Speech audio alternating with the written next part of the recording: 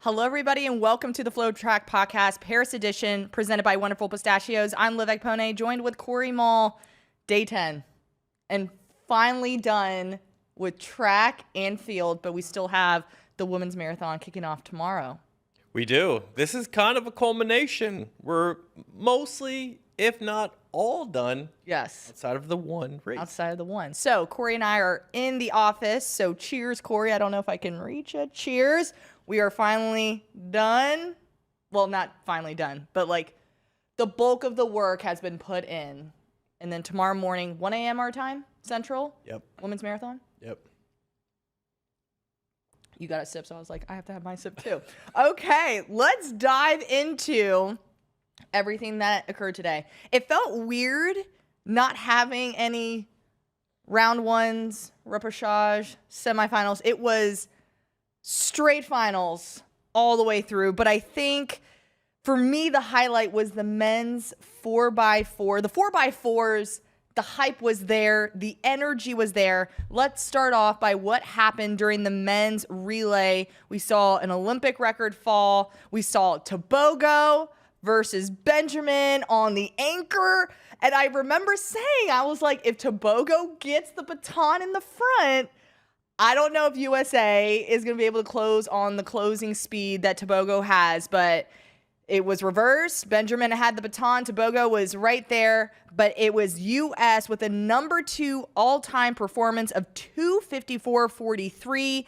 Tebogo anchored Botswana to an African record of 2:54.53, number 3 all-time. Chris Bailey, Vernon Norwood, Bryce Denman, Rai Benjamin, the 19th Olympic title in this event. Just insane. And we had a cheering Quincy Wilson in the stand. Yes, we did. Mic'd up and everything. I think he had a bucket hat on, maybe? Maybe a flat brim. I think he had a, yeah. Okay. But that was fun. Yeah, I mean, the 4x4s are just absolutely electric. And, you know, the U.S. team put Benjamin on, a very good sub there who, puts them in a position to win right off the bat. I think Chris Bailey, starting out in the blocks, gave them, good momentum on the handoff. And then our man, old man in charge, 32-year-old Vernon Norwood, 43.30 for the second leg.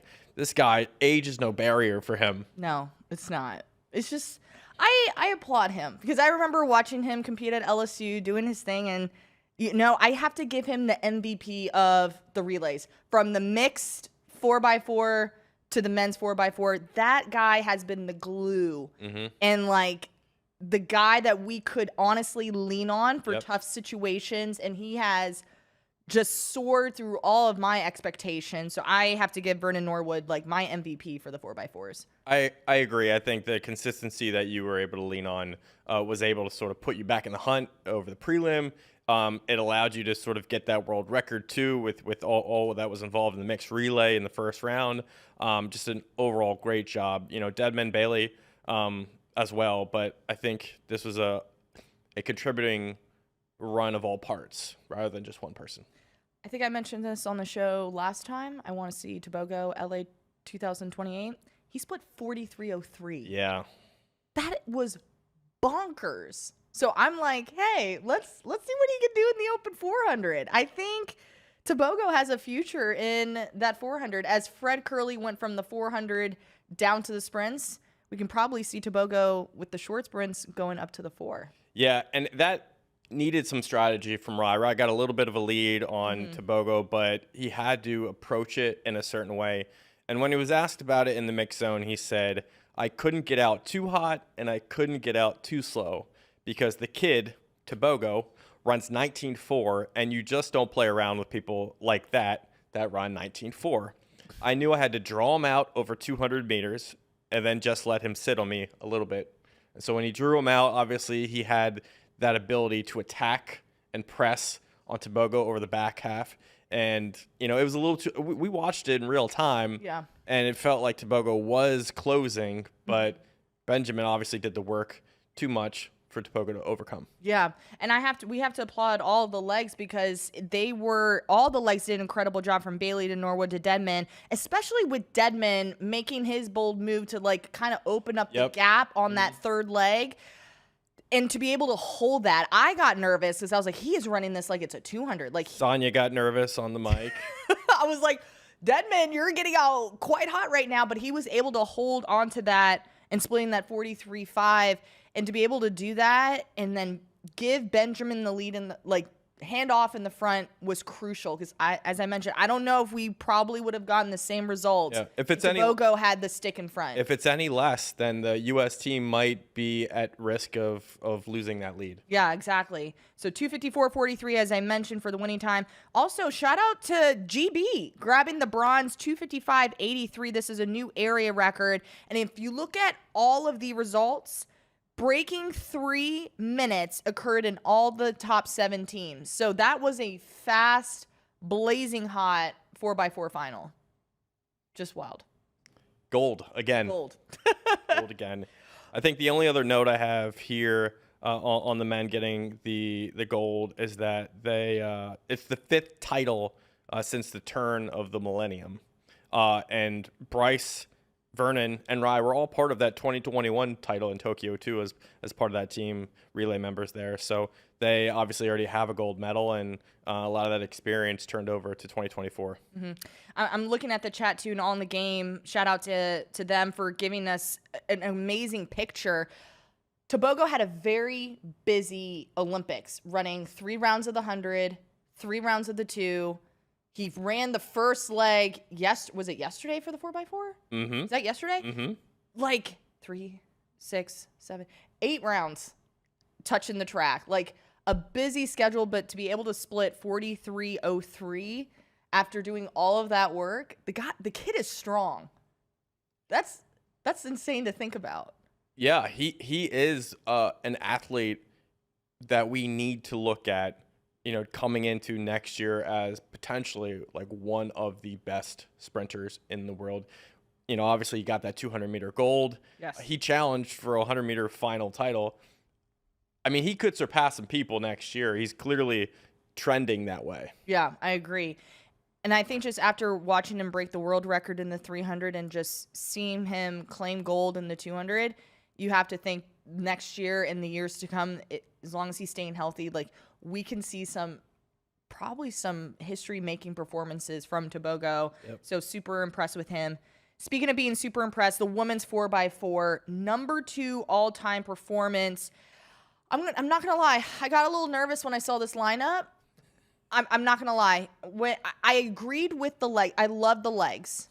The order I was kind of nervous about. What were you nervous about? I think just seeing world champs and having Sydney anchor, you just mentally think, okay, we already know Sydney, we're going to get a 47-second split. And we already knew Shamir was running 49. Yes.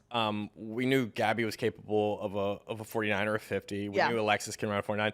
Yeah. No other nation was touching that. I think it was I never got worried personally, because when you put Sydney on that second leg, the longest leg, she's going to extend it. She's really going to build it out. Once she handed off the baton to Gabby, I was like, yeah, we're good. We're over. good. Yeah. We're fine. Everything's fine. Shamir Little, 49.48 add the whole. Sydney, 47.71. Gabby Thomas, 49.30. Alexis Holmes, 48.78. This was the 8th consecutive Olympic 4x4 title that Team USA has done. Broke the American record and was just a 10th off of the world record. That is mind-blowing to think about. I don't even know what we could have done differently to get it. All the legs ran solid across the board. Yeah. I was alive in 1988. I was 4 years old. So I was alive, but I don't remember watching the Olympics in October, by the way, in 1988. But it was the Soviet Union versus the U.S., and that's when Soviet Union went 3:15:17. That's a long time ago. But, again, I think the U.S. has the people capable, over the next 4-year cycle of maybe giving this a run for its money, even in a world championship, I would think, too. Sydney's she is the best women's athlete in track and field out there. Yeah, she is, without a doubt. Without a doubt. Netherlands coming up in second with the new national records. I feel like we need to applaud them there. 3:19.50. And I was really cheering for Amber Anning, who is anchoring Great Britain home with a 3:19.72 for a new national record. She's also had a fantastic Olympic debut. She made it all the way to the finals of the 400 meters, anchoring this team home.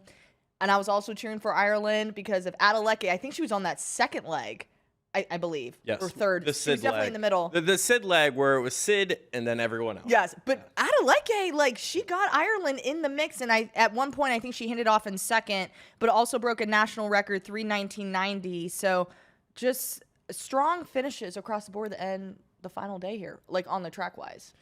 And I was on social media while we were watching this, and there was, just conversation around the 4x4 is this is the event we own as a country. Yes. U.S. We always finish off the Olympics, and most times with dominance. And I was glad to see that, like, we had a dominant Olympics, we had an exciting Olympics. We're able to finish it off with this remarkable display of human endurance. Yes. All right, so 4x4s out of the way. U.S. completely dominated that. I think the next big event on the track besides the relays was the men's 5K. And just seeing Grant Fisher muscle his way through for another bronze. I don't think anybody in American history has gotten a medal in the 5K and the 10K in the same Olympic year. Corey, what were your thoughts just seeing Grant Fisher and his performance today? Well, uncanny. If there's anyone who can do it, it's Grant Fisher. Yes. And I listened to some of his interviews coming into the 5K after the first round, and he said after winning bronze in 10K, he traveled to St. Moritz to get some more training in. Mm-hmm. And he classified his Olympics as like, the first Olympics and the second Olympics.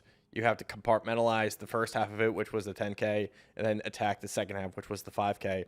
And mentally, he was able to manage himself and get back into just control at that point. So I think he had a plan coming into Paris, and he executed it to precision. Now the race itself in the final, it's just typical Grant. Yeah. Executing, staying in control. I wrote down a split for the last 2K for Grant. I believe it was 2:22.9. He was out of the picture, actually. He got dropped the last lap. Yes. Jakob went, and a couple, I think, was it Kenyans or Ethiopians went with him, and Grant was dropped. Yeah. He was out of the frame. He was not even in the picture. And all of a sudden, he was. So, I mean, there was something there that we didn't even see that Grant just offered. I was screaming. Of course, I've been screaming all week, though. Corey's probably sick and tired of me saying I'm about to throw up, and I just can't do this anymore.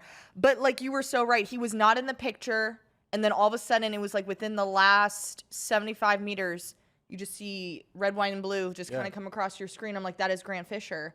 Can he grab third?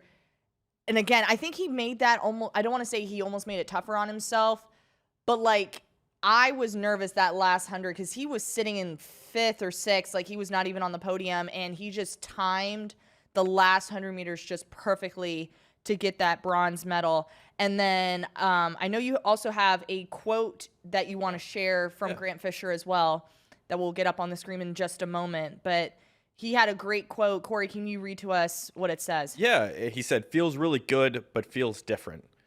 First win was a relief, a lot of excitement, but a lot of a relief too. You build something up in your head forever, and then when you finally get it, it's like a weight off your shoulders. As much as it is elation, the second one going into it, I really had nothing to lose. And so Grant Fisher offered his thoughts, upon attacking this the way he always would. Nothing to lose, try to get a medal. And that's exactly what he did. Yeah. He's going home with 2 bronze. The American storyline was great, but we had Jakob win gold. I was just about to say Olympics that. For the first time. Jakob Ingebrigtsen gets his gold. He misses the podium in the 15, which was, I think, the event that everyone was like, that is the specialty. But he came back to a season's best here tonight, 13:66. And I don't know if you caught this on the live stream, but it was definitely during the beginning of the laps. There was one point where he was like the outside of lane 1 or the inside lane 2, and he's looking over. And I don't remember which athlete he was talking to, but he was like, can you move over a little bit? Like, I'm running out here. And they actually moved in. So I feel like Jakob just has this whole presence about him with the fellow competitors. I don't know if it's respect or if they're like, I just don't want to deal with Jakob right now, but sure, I'll scoot over a little bit more. Yeah. Polite. And then, he was able to kind of get his way, but again, made a very bold move to grab that title. Ronald Kimoy, 13:15:04, and of course, Grant Fisher with the bronze. Yeah. I know Ingebrigtsen loves the 1,500 meters, but Yeah. over the last 3 years, he's had command over the 5K. He won his first world championship title at the 5K distance in 2022, went 13:09 in Eugene, 13:11 last year in Budapest, and now 13:13 here in Paris, and just has this incredible aerobic engine. Yeah. And is able to maneuver his way pretty, I think, elite, like pristinely, in a field like this during the Olympics, the biggest stage out there. And he just has control of it. Looking at his splits, he went down to 2:21.06 for the final K here. The K before 2:34. He just, whether the pace is moderate, if it's fast, if there's a surge, if there's a breakaway, Ingebrigtsen in the 5K can manage it, and he showed that. Yes. Can we talk about our 9th place finisher? Graham Blanks. Yeah. He got in there top 10, 13:18:67. I just applaud all of the athletes that competed during the NCAA season to be able to be training. Some of them are, I don't know when Graham Blanks started training, but like you're starting to think come August, September, October, you're out there putting in the work, and to be able to hold on to your fitness. And I know Graham Blanks also was battling through an injury to come up here and finish top 10 in the world. Yeah. Volume. If I remember correctly, during cross country, I believe he said that he went out to Colorado maybe with some buddies over the offseason last year heading into cross country. And obviously he had an incredible campaign, which led into an NCAA title in cross. Ran his Olympic standard in December in Boston, and had a little bit of an injury concern during outdoor, but he processed his way through. And here is just all about getting to the final, meeting your objectives, and he was able to do that. And once you're in the final, it's all up to you in terms of how you want to control it. And I thought there were moments there where he was really in the mix, and this is a great lesson and experience for him that he can take back to Harvard. Absolutely. I feel like one of the most anticipated finals for me personally was the women's 100-meter hurdle final. We had all 3 Americans. You had the French athlete in there, Serena Samba Miala, Masai Russell. I love her story. Was not an NCAA champion. Went to Bullis, same school as Quincy Wilson. Went to Kentucky. Won trials. Comes away with the gold here tonight, and won by 100th of a second. The emotion that she expressed was like, oh my goodness, we did it. And of course, that's what we kind of expect. But I think for Masai, it was like, everything that I did in the past doesn't matter. Like, I was able to maneuver through all of that to get a gold here today, 12:33 for gold. And then the French, Sambia Manala, 12:34, and she's just like bawling on the track. You could just see everyone was just supporting her. And then coming in third, Jasmine Camacho Quinn, 12:36, all the way down to the wire, Corey. Yeah. When we looked at it, we thought every single American on the line had a chance to win. Alicia Johnson, Grace Stark, Masai Russell. Camacho Quinn was the reigning Olympic champion. And also was the predecessor at Kentucky to Russell. Yes. Camacho Quinn also went to Kentucky. Russell followed her. We thought all of them had the X's and O's and what it took to win. So you had to execute, and that was the main thing. Masai's a really cool story, though, because all of her time suggested that she should have won this final. 12:25 at the trials, 4th fastest American in history there. NCAA record at Kentucky, 12:36, even though she didn't win a national championship. She was ready to go. Yeah. She was capable. And from, I think it was hurdle 7 to 10, she passed Camacho Quinn, and she made her move on the French woman. So I think that's where this race was won. On the back half, she said her starts usually not her strongest point, but in that second half, I can rely on it. I can lean on it. I know Alicia Johnson, hit one of the hurdles toward the beginning of the race, which honestly just messed up her whole race pattern. Great start. I felt like had a great, decent start in the beginning, and it just like didn't carry over toward the end.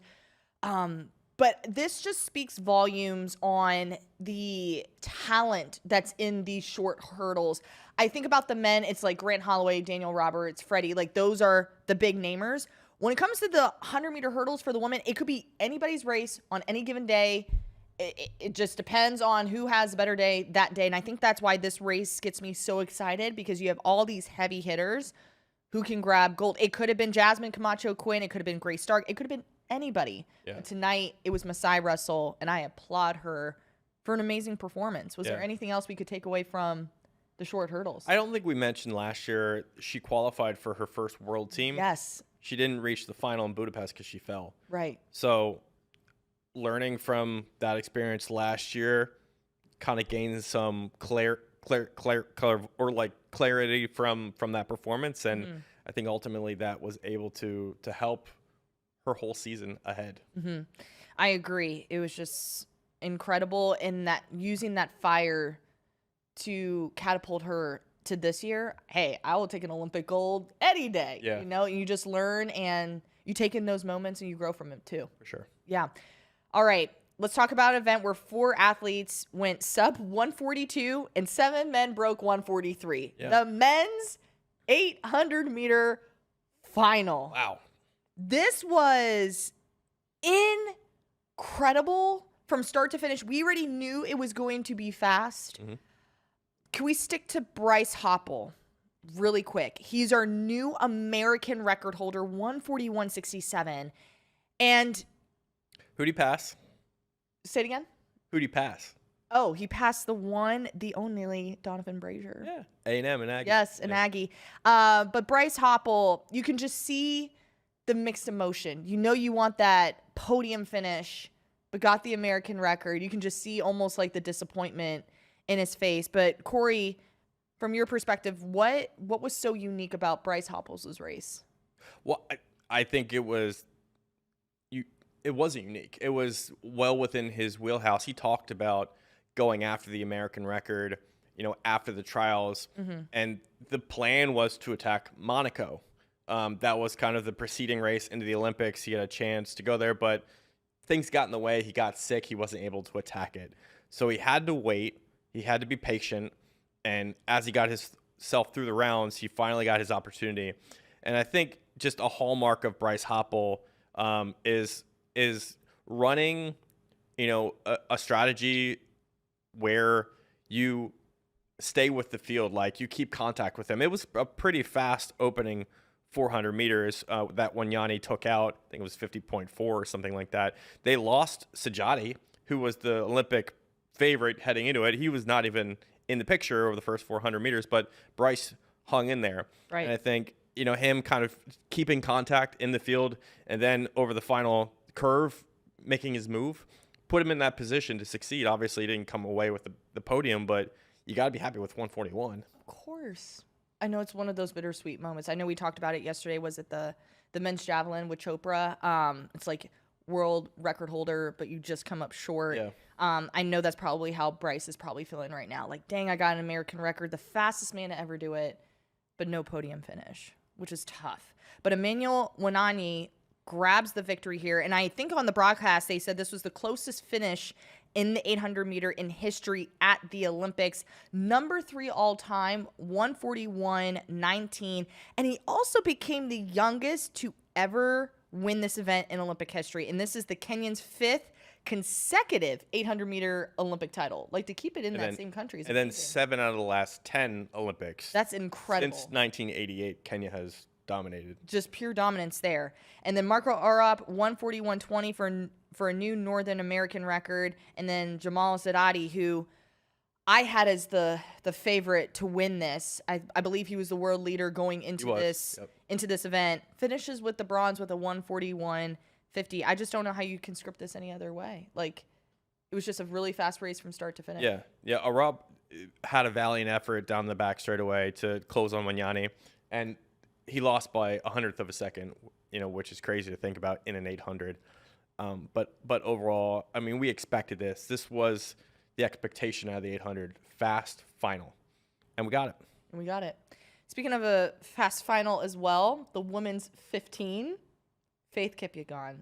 Just put Faith Kipyegon GOAT next to her name. That's all we need. That's exactly how we describe Faith here. She became the first woman to win 3 Olympic titles in a single track event, and she did it in the 15 with a 3:51.29 to break her own Olympic record by 2 seconds, which was fantastic to even think about. Like, Faith Kipyegon, there's no stopping this woman at all. Yeah.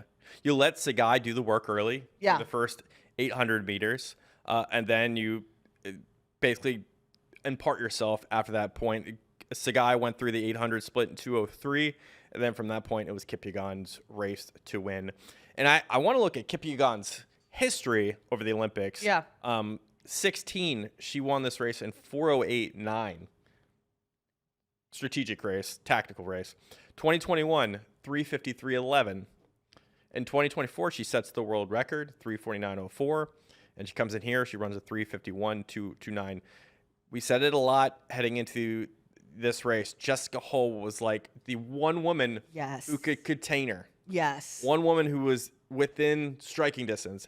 And Hull got in a little bit of a pickle, I think, in that last lap. She was boxed in. She was on the rail. I think she was waiting for something to open up, and it never did. So she had to swing out.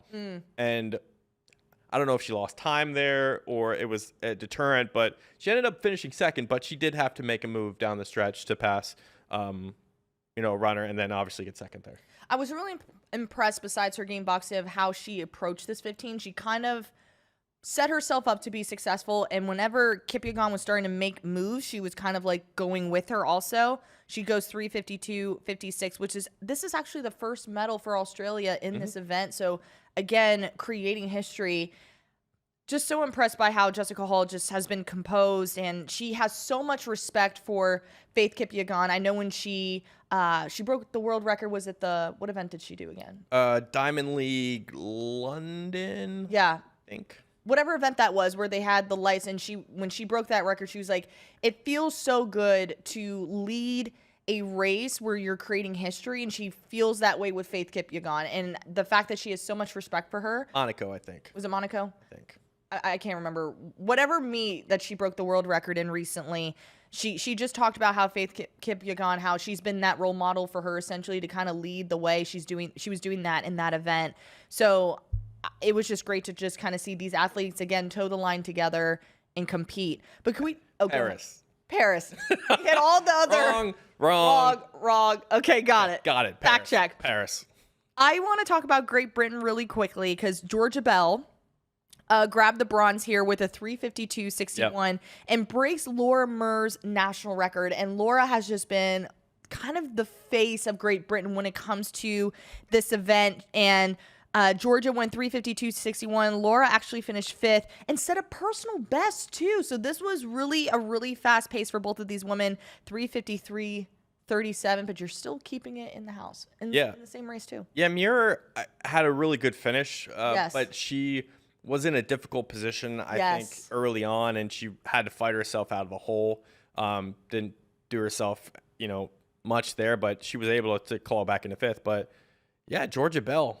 I love when the past record holder and the new record holder can kind of be in the same race, because you see sort of a passing of the torch. Laura Muir is going to be up there competing for the next several years. She's not going anywhere, but it's cool to see.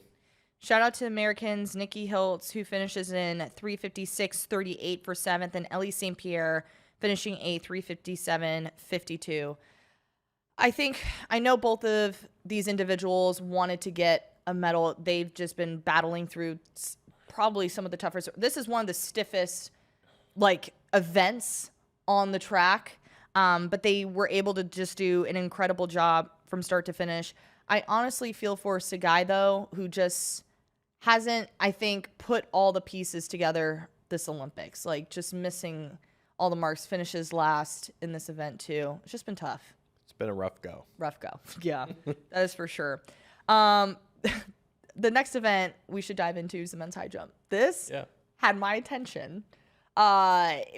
It actually started out with drama this morning.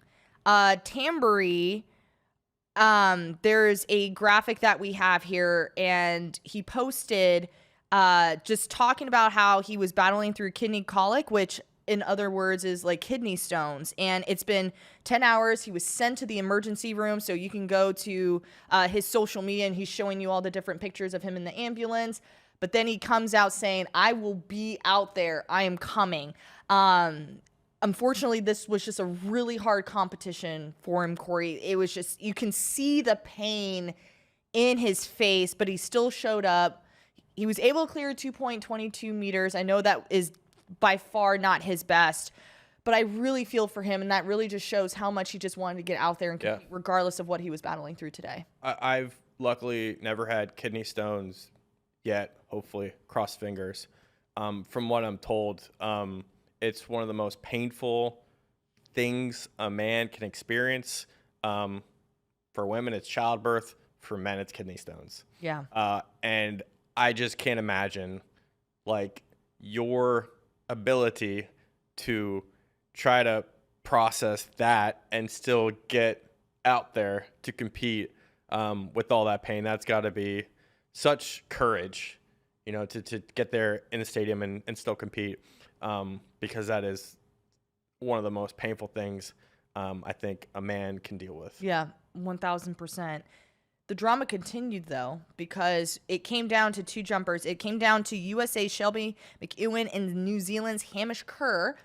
And when they both had the miss, I can't remember what height they were at, but they were like, share the medal, or do you guys want to have a jump off? And Shelby's like, no, we are going. Like, he made it clear. He's like, I'm not sharing this. We're going to figure it out.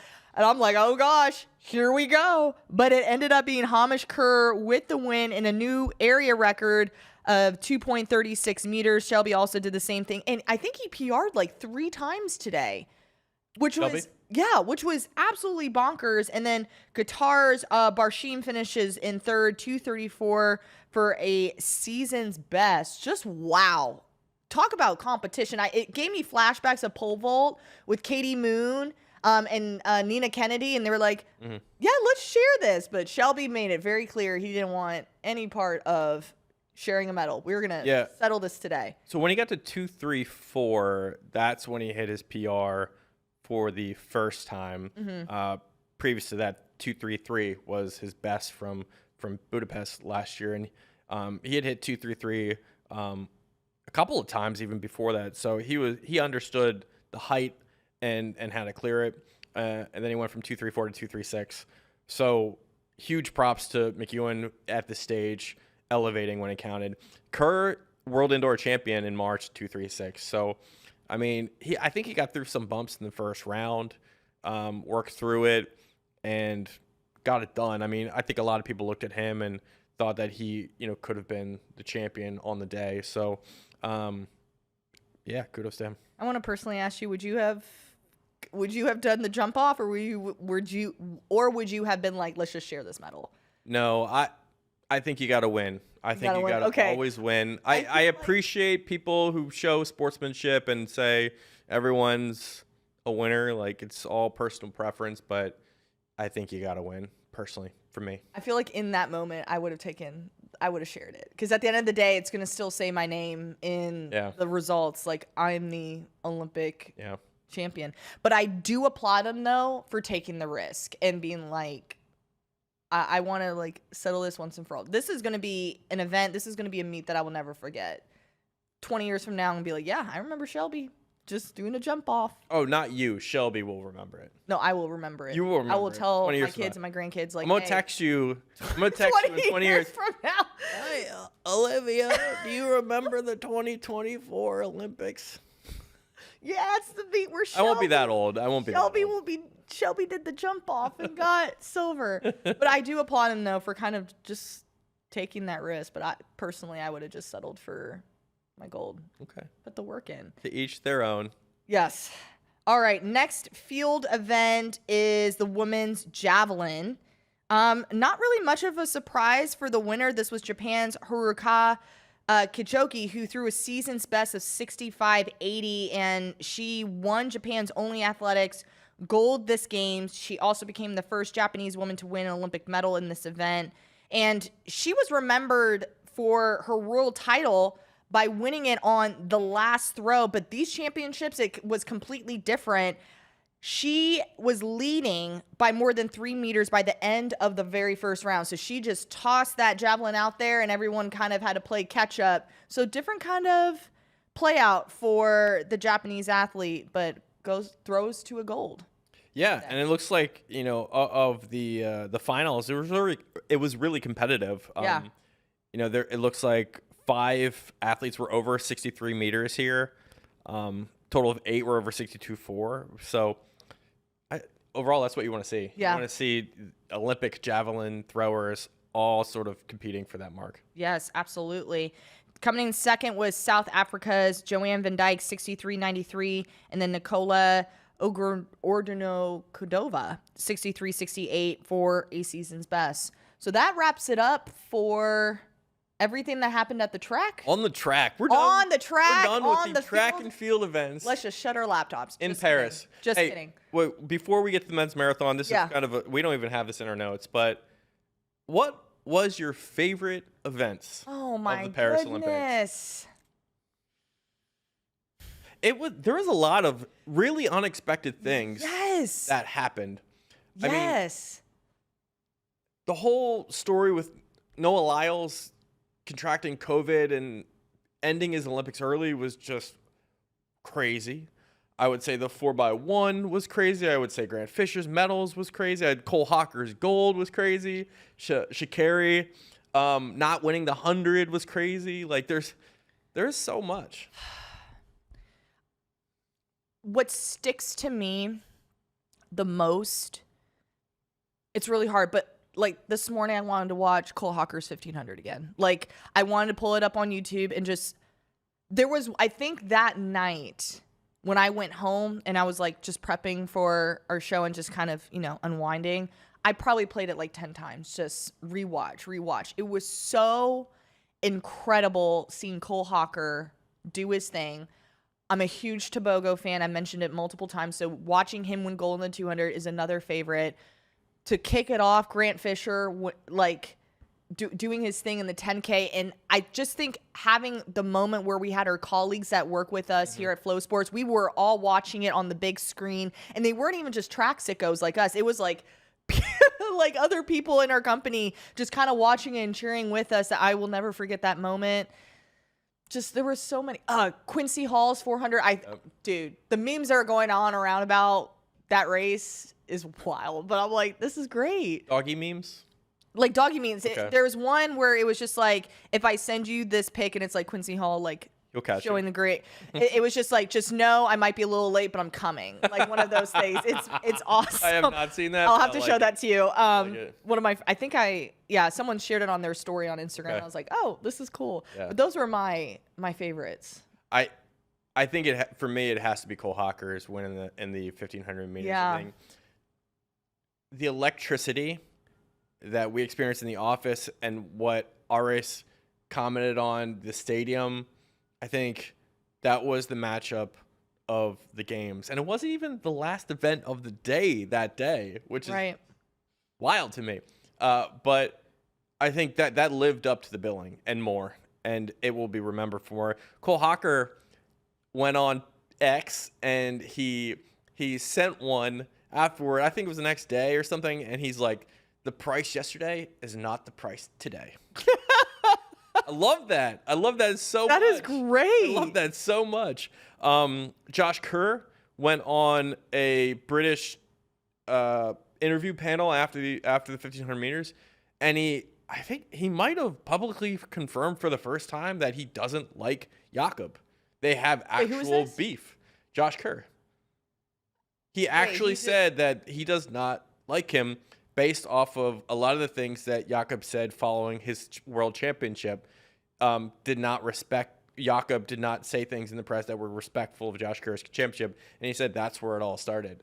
So, I mean, there's just the 1500 meters is going to be so fun. I think. It is. But if there's one event that you're never going to forget for the rest of your life, is it going to be Cole Hawker's 15? Do you think? Of this Olympics? Yeah. Yes. It was just so memorable. Yeah. Like, just the way it played out. And Incredible.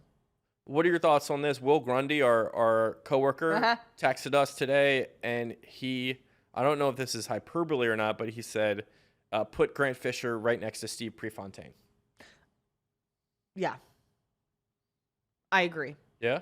There's no analyzing this question. It's, yes, Grant Fisher is along the same line as Steve Prefontaine. What Grant is doing right now is showing that it is possible.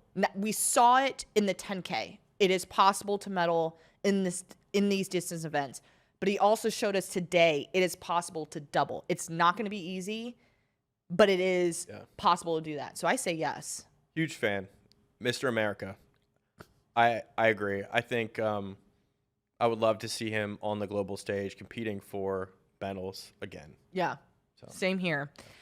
All right. This morning, bright and early, was the men's marathon to kind of break down just kind of the conditions this morning. It was hot, it was humid, and the course was hilly.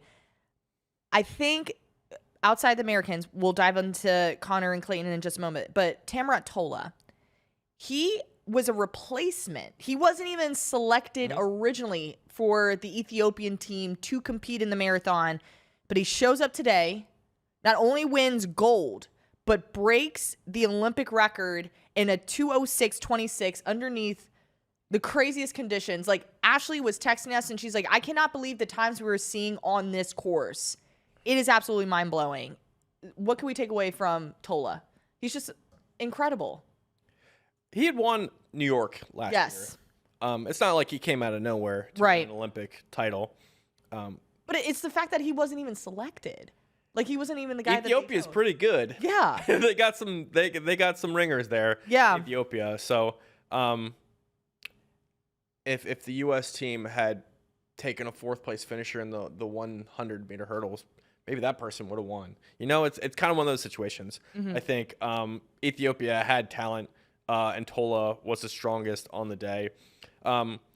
I read about the course in Paris. It was reminiscent actually of the Tour de France. There's a lot of like scenic moments and scenic areas that were just beautiful. Obviously, very, very hilly. Tour de France is notoriously hilly, and so the runners had to deal with that.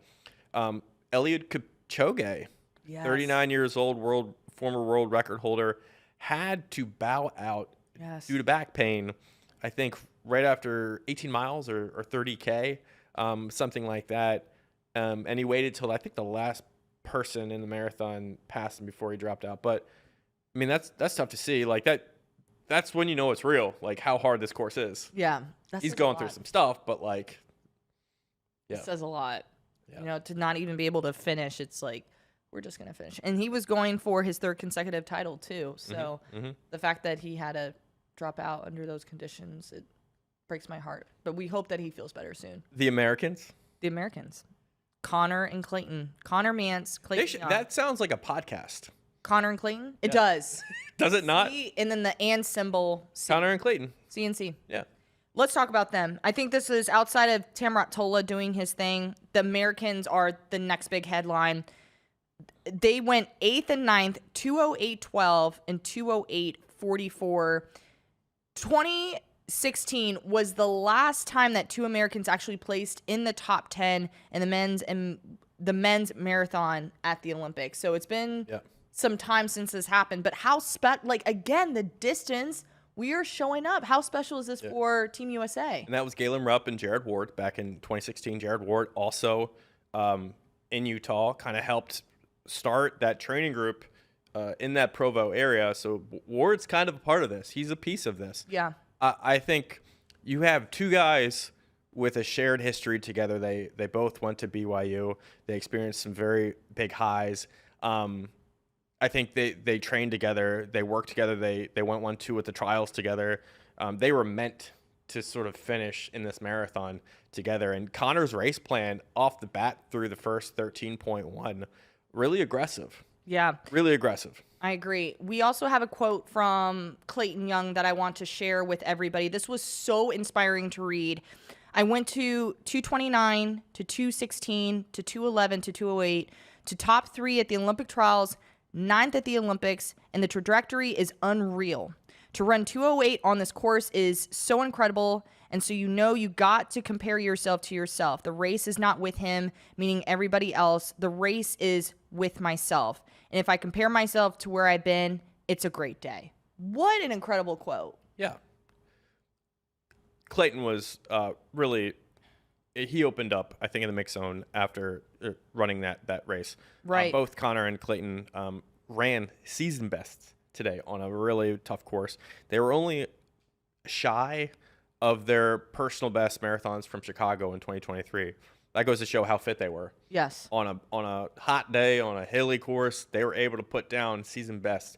So they were locked in and loaded for the Paris Olympic Marathon. But as I was saying, like, Connor went out really, really aggressively over the first half. And when he was asked about it later, he said that, like, maybe in retrospect, I would plan differently. Just maybe it would have ended up in a faster race. Yeah.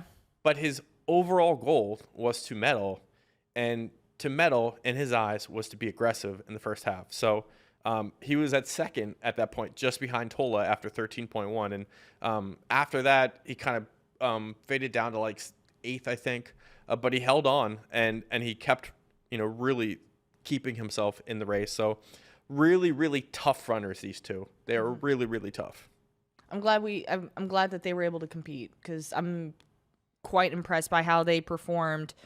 Alongside of the Americans, the other two podium finishers was Belgium's Bashir Abdi, who earned silver in 2:06:47. Kenya's Benson Kiripto got the bronze in 2:07 flat. He became the fastest man. He was the fastest man in the world this year after winning the Tokyo Marathon with the 2:02:16. But again, gets that bronze. I feel like there were multiple storylines from this marathon. It was like, okay,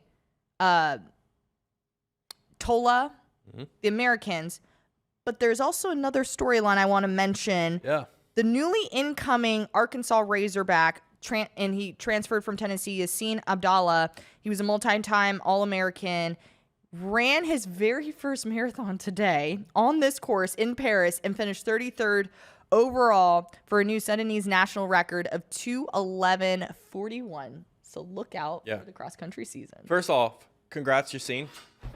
There goes Corey's computer. Yes. Congrats, Yassine. That is incredible. That is absolutely. I wish I could run a full marathon for the very first time and actually place in the top in the world. Yeah. I would be in the back, though. Yeah. I mean, that's insane. He's coming off an NCAA season for Tennessee where he made the 5K final. First of all, he went from Texas to Tennessee and now in Arkansas, and he's still in that collegiate system. But Yassine isn't a marathoner yet. But he was given this opportunity, as part of World Athletics' global representation, and he took advantage of it. Yeah. 2:11:41. Even the best marathoners in the U.S., a lot of them can't get up to that mark.